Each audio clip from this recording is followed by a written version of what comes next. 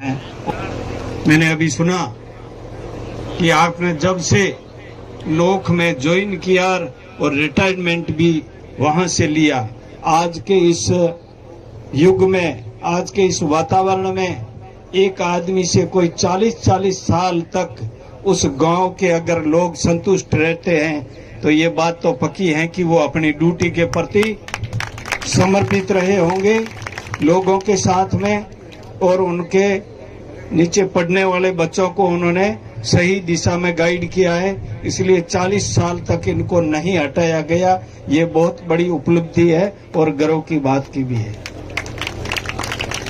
आज हम जो व्यक्ति सेवानिवृत्ति का लाभ ले रहा है, ये क्यों ले रहा है? आज इनको करीब करीब 1 करोड़ के आसपास या उसके थोड़ी बहुत कम राशि मिलेगी।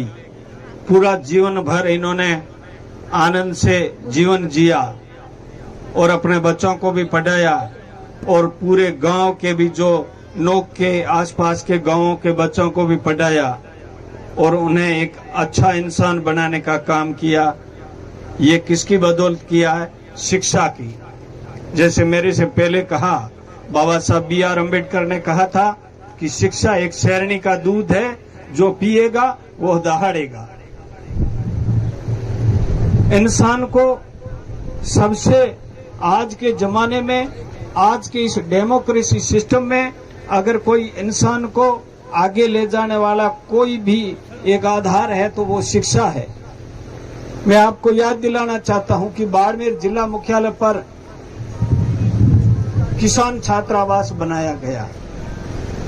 देखिए किस जमाने में, जिस समय पैसों का कोई साधन ही नहीं था और किसान वर्ग सामान्य रामदान जी चौधरी साहब ने उस समय जब ये नींव रखी किसान छात्रावास की, इसमें अनुसूचित जाति जनजाति से लेकर के किसान वर्ग के कई बच्चे पढ़ करके नौकरियां लगे।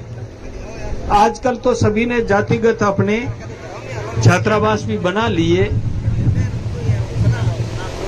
अगर उस समय एक यहाँ इसी जगह अगर बढ़िया मंदिर बना दिया जाता तो आप मुझे बताओ कि आज जो मेरे पास में सुजान जी, शायद नाम मैं भूल रहा हूं, पता नहीं, उनका शायद बेटा है देवाराम जी, वो कहाँ कलेक्टर है? क्या मंदिर ने किसी को कलेक्टर बनाया? ये चीज देखने वाली है।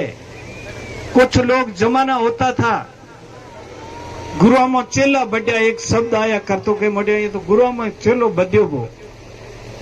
मास्टर वो चीज है जो गुरु रहते हुए अपने से भी अच्छे, प्राइमरी का जो मास्टर है वो ज्यादा से ज्यादा मिडिल में या फर्स्ट ग्रेड में रिटायरमेंट के टाइम पहुंच जाता है, लेकिन उसका पढ़ाया हुआ बच्चा कलेक्टर से लेकर के MP, MLA और प्रधानमंत्री, प्रमुख सब बन जाता है। तो उस समय कहा जाता है कि गुरुआ में चेला बढ़ गया। इसलिए मेरा निवेदन है कि बाबा साहब ने कहा था कि शिक्षित बनो, संगठित रहो और संघर्ष करो। ये सिर्फ SC ST को नहीं कहा था, ये सिर्फ जाति को नहीं कहा था। भारत देश के तमाम जो नागरिक है उनके लिए ये बात थी कि आप शिक्षित बनिए, संगठित रहिए। और हम लोग तो, हमारे लोग, कई लोग बाबा साहेब को बहुत ज्यादा मानते हैं, गर्व की बात है, मानना चाहिए, लेकिन उनकी बातों और उनकी शिक्षा और उनके मार्ग पर चलने का भी प्रयास करना चाहिए। और वो सबसे ज्यादा किसने किया काम? वो किया जाट समाज ने। वो आगे बढ़े। हमारे यहाँ भारत देश के अंदर छुआछूत होती है, जाति के आधार पर आदमी को देखा जाता है, और SC ST OBC सबके साथ में एट्रोसिटी, जिसको अत्याचार कहते हैं, हुआ करते थे। लेकिन आप लोगों के और हमारे में अत्याचार होने का अलग अलग तरीका था। हमारे से छूत अछूत का व्यवहार एक्स्ट्रा होता था और आप लोगों के साथ में छूत अछूत का व्यवहार होने के साथ बाकी वाला जुल्म हम सब पे समान रूप से हुआ करता था। लेकिन आप लोगों ने आगे बढ़े, आपके महापुरुष बढ़िया तरीके से एजुकेशन से जुड़े, डेमोक्रेसी में अच्छे पदों पर पहुंचे, तो आज आप हमसे कई गुना आगे बढ़े हुए हैं और हम भी पीछे पीछे आगे बढ़ने का प्रयास कर रहे हैं। बात आती है अंधविश्वास की। मैं एक बात और कहना चाहता हूं कि हिंदू चाहे 1000 हो 1500 हो, जब मैं ये खरीदने गया था उस समय मैंने कहा कि ये कंपनी कौन सी की थी, फलानी की, इसकी गारंटी क्या है, तो वो बताता है कि 2 साल की है, 1 साल की। आप कोई भी चीज दुकान से कोई अच्छी कंपनी की 500 1000 या उससे ज्यादा की खरीदोगे तब एक क्वेश्चन करोगे, प्रश्न करोगे कि इसकी गारंटी क्या है। करते हो कि नहीं करते हो? आज हमारे हरेक के हाथ में, बहनों और भाइयों सभी के हाथ में एक मोबाइल है और उस मोबाइल के कंपनी का नाम है और उसके ऊपर गारंटी है। अब आती है बात ओसर मोसर, हरिद्वार जाओ, उधर जाओ। जब हम हरिद्वार जाते हैं तो पंडित हमारे से बोलता है कि 5000 के बगैर गति नहीं गातूंगा उसको। ठीक है, अगर उसको 5000 या 10,000 में भी वो स्वर्ग में पहुंचाता है तो अच्छी बात है, लेकिन उससे एक सवाल करना चाहिए, भाई 5000 ले रहा या 10,000 मुझे मंजूर है, लेकिन जो दोबारा ये जो पोरखो बेन मोहरे घरे रो आए तो आज लिखित महीनो एक रसीद दे, बिल दे और उयर बाद में 400 बहु तो हुए ब्याज है थारे खिलाफ 420 रो केस करीस और उयर बाद महीनो थारे के डबल पैसा वसूल करीस ब्याज सहित। ये कोई प्रश्न करता है उस पंडित से? 5 लाख का खर्चा कर देते हैं, स्वर्ग में हम पहुंचा के आते हैं, थोड़े दिन में कह के घर में तो तबियत ठीक कोनी, पोरो हुआ बार पचे भोपा गोटी हालो तो थारो डोकरो मांगे मोटे डोकरो 10,000 रुपया दिन घट के आयो स्वर्ग रे महीनो, हमें कहने हणो पाछा घरे आया। तो उस आदमी ने हमारे से तो ठगी की है नहीं, जिसने 10,000 रुपया लेकर के स्वर्ग में भेजने का काम किया था। उसके बाद में एक बात आती है, एक बार कोई होशियार आदमी था, उसके घर में एक आदमी गुजर गया और गुजरने के बाद में जब 12वां दिन हुआ पंडित जी को दे दिया, एक गाय दे दी दूध पीने के लिए और ये वो किया। उसके बाद में थोड़े दिनों के अंदर दोबारा पंडित जी आए कि मोड़िया हमें तो फिरा देन कई थानो बड़े देनो पड़िए।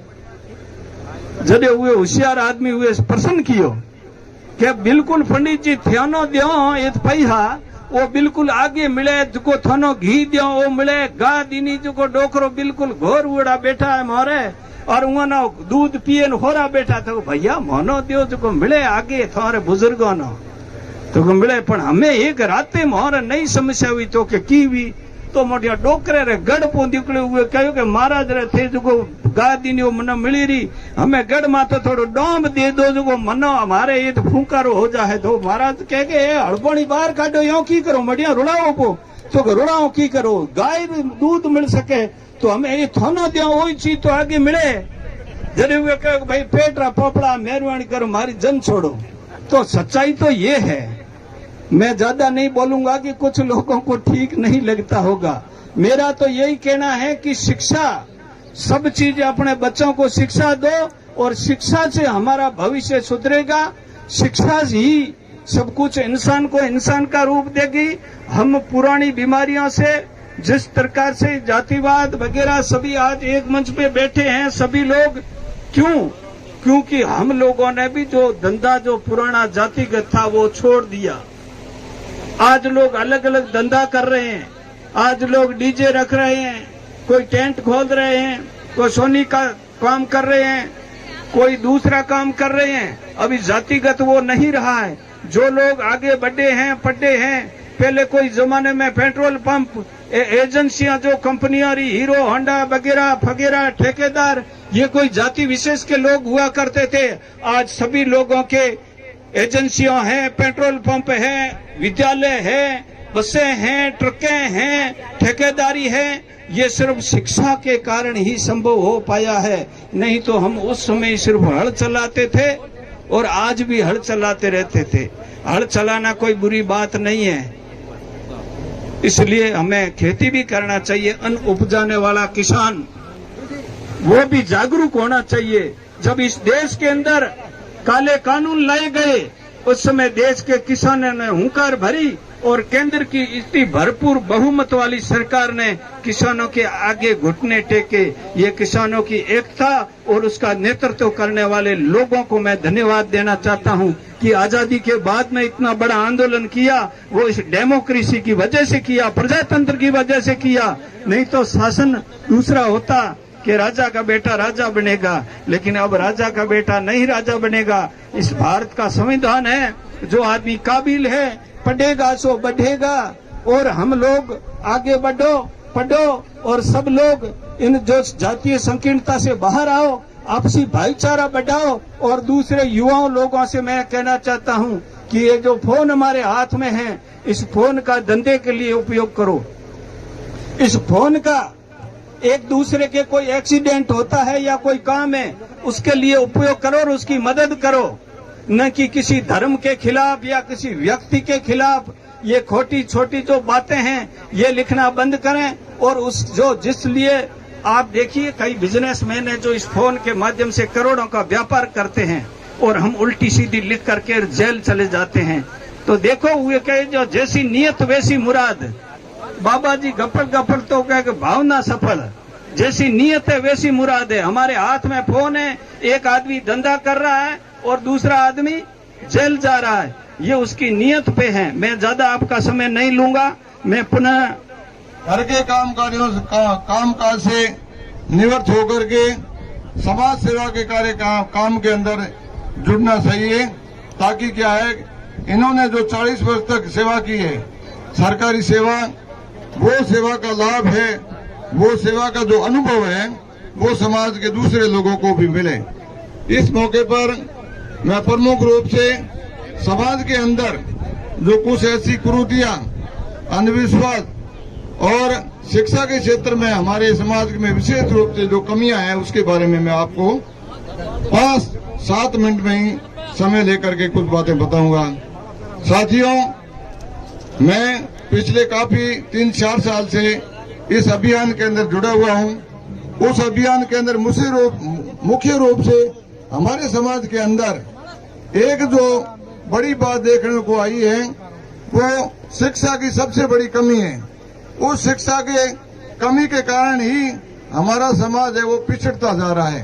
बाबा साहब ने सबसे पहले हमारे जो लोगों को कहा था कि अगर आपके पास और दूसरी चीजें नहीं है तो कम से कम आप शिक्षित होंगे तो 100 रोगों की एक दवा है और उस दवा के कारण आपकी किसी प्रकार की समस्या नहीं होगी। तो मैं तो आप सबको इस मौके पर ये निवेदन करना चाहता हूं कि सही आपको 2 की जगह 1 रोटी खानी पड़े या 2 टाइम की जगह 1 दिन भूखा रहना पड़े, लेकिन अपने बच्चों को पढ़ाने का प्रयास करो। अपने बच्चे पढ़ जाएंगे तो सभी जो दुख है उन दुखों को वो अपने आप ही खत्म कर देंगे। तो ये चीजें आप लोगों को विशेष रूप से ध्यान रखनी है। मैं देखता हूं कि हमारे समाज के अंदर सबसे ज्यादा अंधविश्वास और रूढ़िवाद ज्यादा है। जो पैसा जहां पर लगना चाहिए शिक्षा के ऊपर या अन्य कार्यों के अंदर वहां नहीं लगा करके पाखंडवाद के अंदर पैसा ज्यादा खर्च होता है, जिससे क्या है कि जो मूल काम है, मूल विकास है हमारा, वो रुक जाता है। सबसे बड़ी हमारे समाज के अंदर जो बड़ी कमी है वो है हमारे मृत्यु भोज। ये देखो कुछ समय था, उस समय इन लोगों ने शुरू कर दिया था, लेकिन हमारे समाज के अंदर जो अधिकांश पैसा है वो मृत्यु भोज के अंदर जाता है। तो हम पिछले 3-4 साल से ये प्रयास कर रहे हैं कि हमारे समाज के अंदर सबसे जो बड़ी कुरीति है मृत्यु भोज, उस मृत्यु भोज को रोकने का प्रयास करिए। हम प्रयास भी कर रहे हैं, उसमें काफी हद तक सफलता भी मिली है। देखिए, अपना समाज है अन्य समाजों से थोड़ा पिछड़ा हुआ है।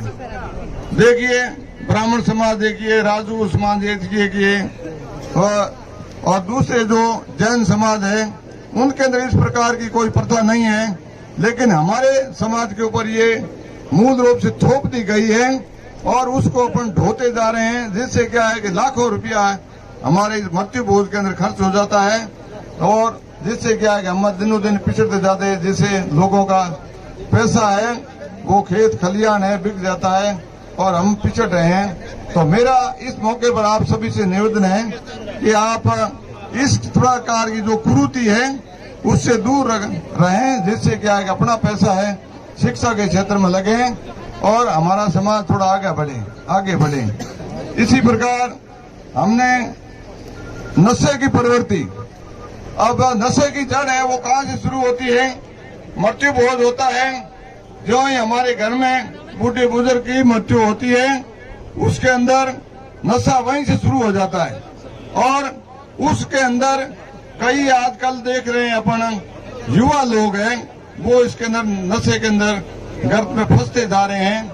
मैं देख रहा हूं कई गांवों के अंदर छोटे छोटे युवा हैं जो बहुत ही कम उम्र के 20 और 25 साल, हाँ कोई समय था बुजुर्ग लोग हैं वो इसके अंदर जुड़ गए, लेकिन अब मैं बता रहा हूँ जिसकी कमाने की उम्र है, पढ़ने की उम्र है, उसके अंदर अगर ये नशे के अंदर हो गए तो वो कोई भी अपना विकास नहीं कर पाएंगे, हमारा समाज है पिछड़ता जाएगा।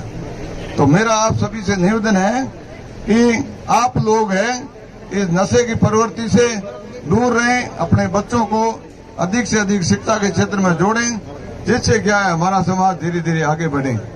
मैं पिछले काफी लंबे समय से जो अलग अलग स्थानों पर जो हमारे बालक है पढ़ने के अंदर प्रेरित, जैसे आप बाड़मेर के अंदर जाइए वहां पर बालकों को पढ़ने के लिए क्या है 3000 रुपये में कमरा किराया मिलता है। तो आपका अगर पैसा है तो अपने माँ बाप का नाम रोशन करने के लिए आप छात्रावास के अंदर रूम के अंदर पैसे दीजिए, जिससे क्या है अपने समाज का गरीब छात्र है वो उसमें रह करके वो आगे बढ़ेगा और अपने समाज का नाम रोशन करेगा। तो मैं आपसे इस मौके पर यही निवेदन करूंगा कि अगर आपके पास पैसा है, अपने माँ बाप का नाम अगर रोशन करना ही चाहते हैं तो आप छात्रावास के अंदर पैसा दीजिए, जिससे क्या है कि लोग हैं उसके अंदर ज्यादा से ज्यादा प्रेरित हो गए होंगे। मैंने पिछले काफी समय से ये प्रयास किया है और छात्रावास के अंदर पैसा देने के लिए लोगों को प्रेरित भी किया है, काफी सफलता भी मिली है। कल हम यहाँ गए थे कोठला गांव के अंदर, वहाँ उनके कार्यक्रम तय किया हुआ था अभी वो मृत्यु भोज करने का। मृत्यु भोज करने का मतलब है एक मृत्यु भोज के अंदर 5 लाख की राशि खर्च होती है। तो उनसे निवेदन किया, हम 5-7 दिन गए थे और हमारा निवेदन उन्होंने स्वीकार किया और मृत्यु भोज नहीं करने का उन्होंने वो प्रण लिया है और कुछ राशि है वो 1.5 लाख रुपये छात्रावास के अंदर देने की उन्होंने घोषणा की है। तो इसी प्रकार मैं आप सभी से निवेदन कर रहा हूँ कि आप ज्यादा से ज्यादा शिक्षा की ओर अग्रसर करने के लिए आप उन लोगों को प्रेरित करें, जिससे अपने आने वाली पीढ़ी है वो आगे